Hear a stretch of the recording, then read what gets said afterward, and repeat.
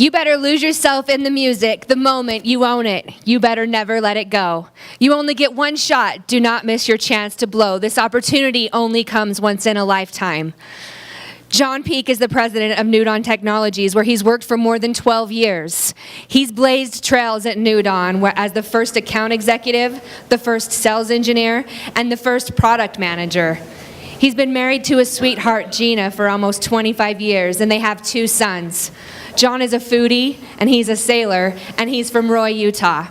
Ladies and gentlemen, President Jon Peek. Thank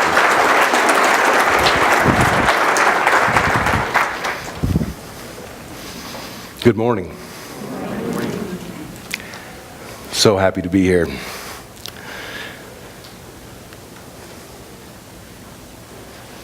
Lucky 13. I love the theme of this year's conference. So many theories, so many personal experiences as it relates to luck and whether we have good fortune or not. I was drawn to this perspective about luck many years ago, but I didn't realize it was a 2,000-year-old quote. I stumbled upon that this week. Seneca was an ancient Roman philosopher right around the year 0. And he said, luck is what happens when preparation meets opportunity. Now, I don't know. Maybe I was drawn to that because of my lack of fortune in the raffles and sweepstakes, and maybe a little self-reflection said, I'm going to have to go and have a different perspective of luck. Maybe. But I've really grabbed onto this, and like we've heard from some of my peers this morning, that I think we can have a strong impact on our own fortune. Well, as it relates to this, I'm going to build on that idea that I think preparation is improving our position, improving your position.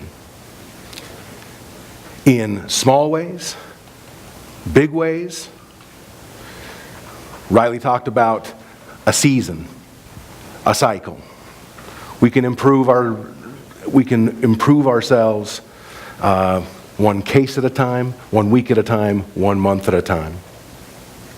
We want to improve our position so that we can take advantage of opportunities. We want to seize those opportunities. The opportunities can get overblown in our head. Is it a big career move? Is it a big, massive change? Maybe that's too big of a target to shoot for. How about we seize an opportunity each and every day to make an impact? That's a phrase I use a lot in my daily life. How can we make an impact on a conversation, on a case, on a process?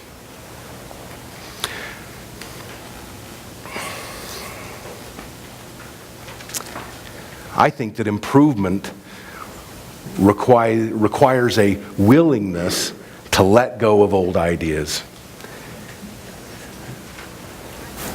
Status quo. The way we've always done it. It's just good enough. A standard that is getting it done. I want to tell a story about this slide. Has on it a bunch of different diagrams. They're all continuous improvement models. I could have put 1,000 different diagrams on there today that describe a process and a cycle of continuous improvement. It's all the rage, and has been for 40 or 50 years, in manufacturing processes, in software development processes. Names such as lean manufacturing, Toyota manufacturing process, total quality management, and one dear to our heart, agile development methodologies. Well, they all have something in common. They all have lots of things in common. They certainly have a cyclical diagram which supports that theory of a season and a cycle. and you're going to fit how big that cycle should be for you. It might be one conversation. It might be one staff meeting. It might be one case. One item in common on all of the processes is a moment to inspect, measure, check progress. Did we get the outcomes that we were expecting? We made a small change. We raised the standard or set a goal to raise the standard. We implemented some change. Did we get the results we want? So we've got to measure. That requirement to let go of some processes is baked into the whole continuous improvement model. I want to share a story that has the theme of letting go of old ideas. Hyman Leibowitz was from the old country, came to the United States, and brought a history of his family business. His family business was manufacturing nails. Not a very glamorous business, for sure. But he made steady improvements, built on and expanded, and cut out a pretty good living for his family and himself in the nail business. But his wife came to him one day, said, "Hyman, you're old. I'm old. Let's retire. Let's go to Florida." So Hyman turned his business over to his son. Took his wife to Florida, enjoyed some of that sunshine and good weather, but he stayed in touch with the monthly financial reports coming. He wanted to make sure things were still going well, and they were not. So Hyman was very concerned. Financial performance of the company continued to decline, so he got on an airplane, got back to New Jersey, landed, got a car, started driving to the nail factory. As he approaches the factory, he sees a large billboard. Massive. And on the billboard is Jesus on the cross. And there's a large slogan at the bottom. And it says, "They used Leibowitz's nails." Furious, Hyman got to the factory and found his son. He said, "Son, what are you doing? You idiot! It took me 50 years to build this business. You're destroying it." "Oh, Papa, I'm sorry. I'll fix it. Trust me. I know just what to do. You go back. You go be with Mama. I'll take care of it." Hyman, very disappointed, gets on the airplane, goes back to Florida, continues to monitor the financial performance of the company, and you guessed it, continued to decline. Gets back on an airplane, gets back to New Jersey, lands, making his way to the factory, large billboard. But this time, a vacant cross, and Jesus crumbled on the ground. "They didn't use Leibowitz's nails."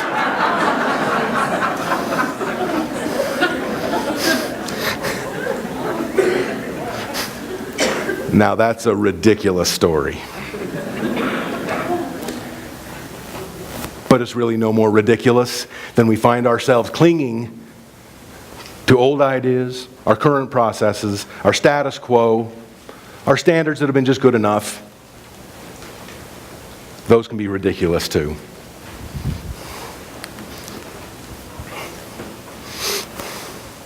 John Maynard Keynes, a British economist who had an impact on governments around the world. He said nearly 80 years ago, "It's not bringing in new ideas that's so hard. It's getting rid of the old ones." So obviously this has been a problem for some time. And it's nothing new. And it's something that we can take on today.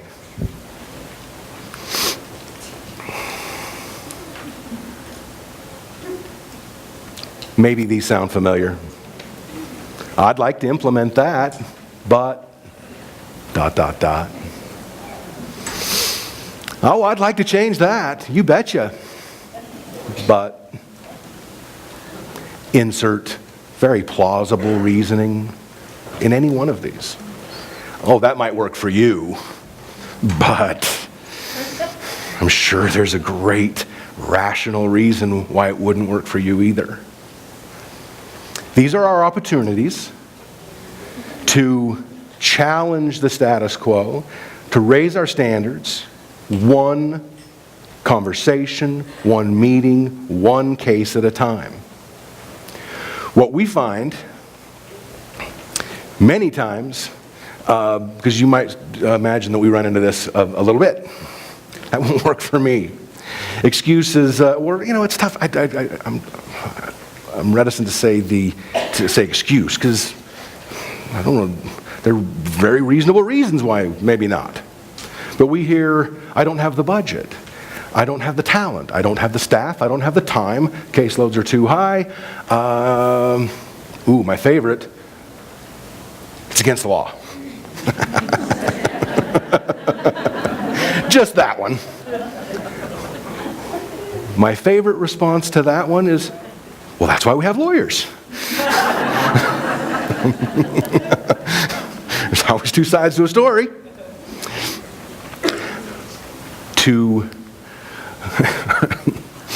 check your premise.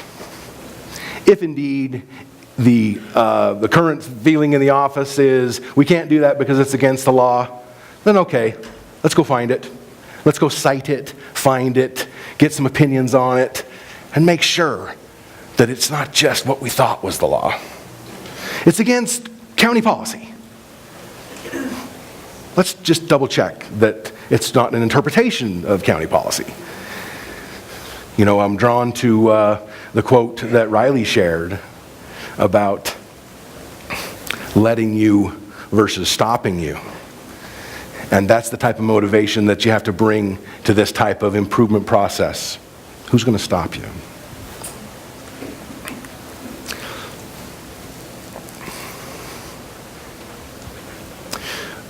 Three excellent techniques to implement the types of things we're talking about today. A retrospective.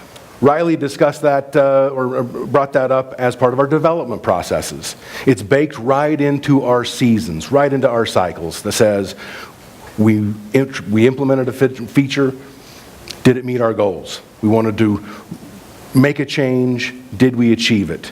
We set a goal, did we get there? One of my famous sayings that gets a lot of rolled eyes is, what went well and what could have went weller? But that's a little soft. We've got to be able to look at the team, look at that progress, and see if we really made that change. But retrospectives are an excellent thing that you can implement. At the end of a meeting, we can stop and say, hey, was that terrible? Can we do better? Is that the standard of meeting we want to run? How did we do in that case? Could we have done better? Where could we improve? Take the time to have a retrospective, a brief deconstruction of what just happened and where we can go from there. Second is peer review. Sounds a little like Kyle's presentation on inspecting and being willing to be inspected. I learned about peer reviews in about the 7th grade, writing a silly English paper where we swapped papers and had, your neighbor check it for spelling, check it for punctuation, and help you out there. Geez, that was tough. Maybe they were onto something. But when's the last time that we submitted ourselves to just open peer review? Say, tell me what you think. This is my premise. This is my assumption. I think I'm doing all right. Do you have any perspectives on that? It's powerful to open yourself up for that. Self-review. How am I doing?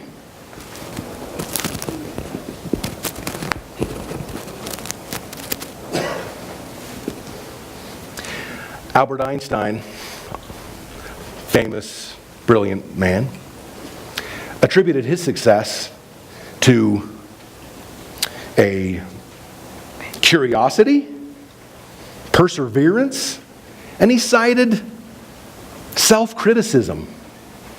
Now, if Albert Einstein could submit himself to self-criticism, I think we might be able to a little bit. That self-criticism is, checking ourself.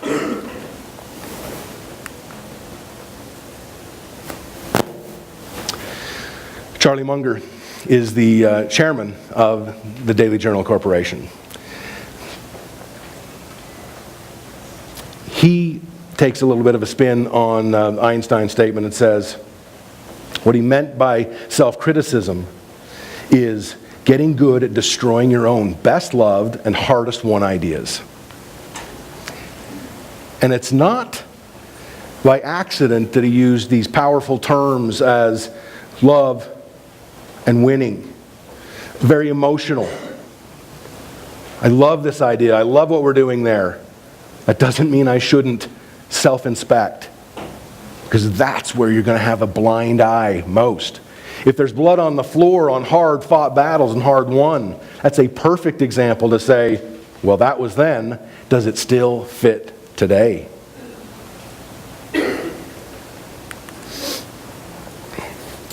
This week, you have a chance to get started on all three of those techniques for improving so that we can make an impact.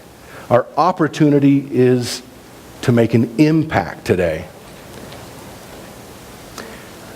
I'd like to take a second and give a round of applause for Riley and Kyle and Adam for those great presentations this morning.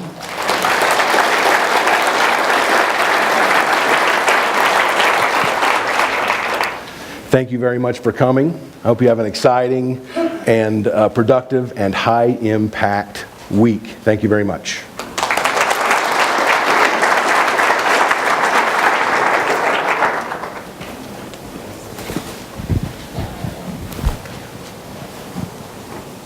Do we not have some amazing leadership at Newton Technologies? Give all those guys another round of applause.